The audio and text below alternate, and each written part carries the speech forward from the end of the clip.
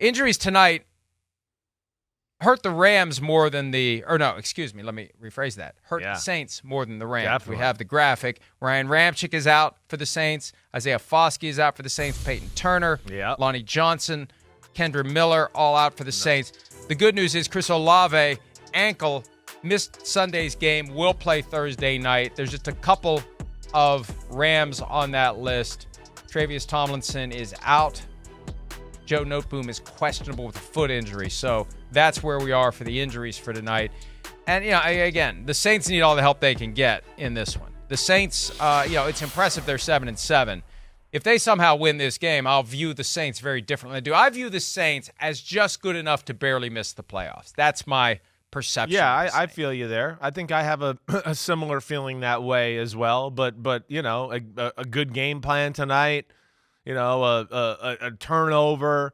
Maybe the Saints are a little more aggressive throwing the football, make a few big plays, right? I mean, I certainly wouldn't be shocked if we were sitting here going, wow, they made it into the playoffs still, right? But yeah, I think they're one of those teams that they leave a little bit of a bad taste in your mouth on the offensive side of the ball. We've said that all year.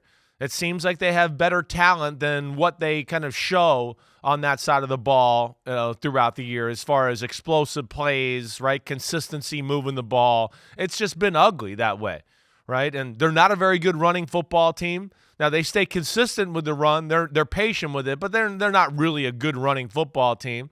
And then, passing the football, they have potential, but as we know and, kind of been a hot button topic is, the aggressiveness of the passing game. One, it's not naturally within that offense. Two, I don't think it's naturally within Derek Carr, right? So, that's where it's going to be interesting tonight. The Rams defense is solid but not special. It's really well coached, but they are pretty big up front.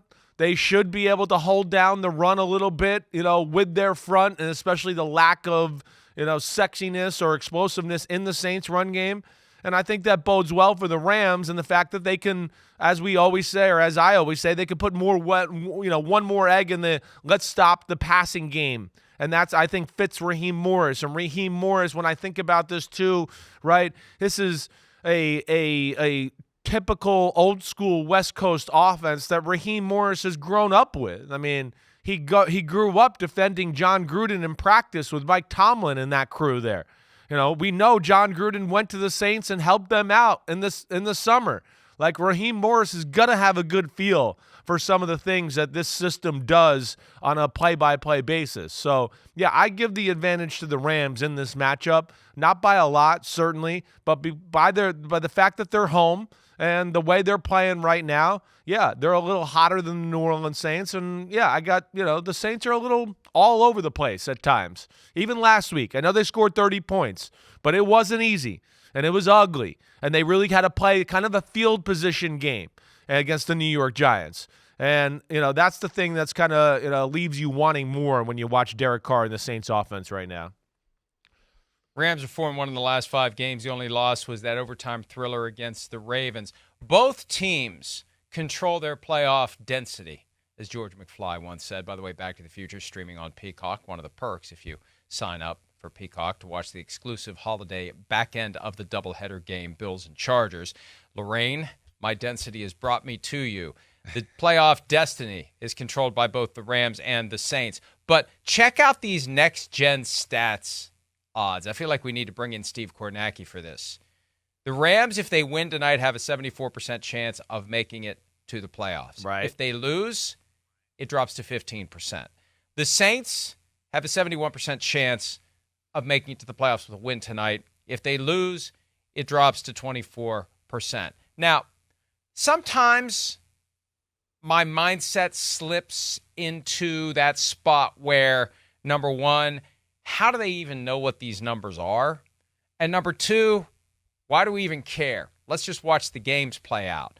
But sometimes it's jarring when you see what one loss is going to do to a team's chances in a loose general sense. Whoever loses tonight is kind of screwed. Whoever wins tonight is in pretty good position. It's not quite a de facto playoff game, but boy, when you see how much those numbers change, it gives you an idea of the stakes tonight. If you lose this one, you got an uphill climb to get in. If you win this one, you're in pretty good shape. Yeah, I hear that, but I kind of lean on your first point. There's still football to be played. You know, the New Orleans Saints, the NFC South, like, I mean, come on, it's totally up for grabs still. The New Orleans Saints have other avenues to get in here. They could be the 7 seed. They could be the 4 seed. I mean, the Tampa Bay Buccaneers can certainly lose to the Jags this weekend, and the Saints could lose tonight, and we're still sitting there going, oh, they're tied at the top of the division. So, yeah, I don't think this is end all be all here. We know it's a big game. They need to win. The win, as we're talking about, just gives them more flexibility too if they don't win the division to be the 6 or 7 seed. But there's a lot of football left to be played here, certainly. And they're going to get a crack at Tampa Bay next week too. So that's where I just, I don't understand the low percentages maybe behind that if they lose, on tonight. But big game nonetheless. Certainly playoff implications. I just hope. Yeah. I hope like hell we don't have to go 5 tiebreakers deep if the Bucs and the Saints have the same record in the NFC South, like we're going to have to do if the Eagles and the Cowboys both win out. 5 tiebreakers deep. We talked about that yesterday. Strength of victory right now heavily favoring the Eagles. So all the Eagles have to do is beat the Giants, Cardinals, and Giants, and it looks like they'll be the NFC East champions. Hi, it's Mike Florio. Thanks for watching PFT on YouTube. Hit subscribe for the latest news and analysis from Pro Football Talk.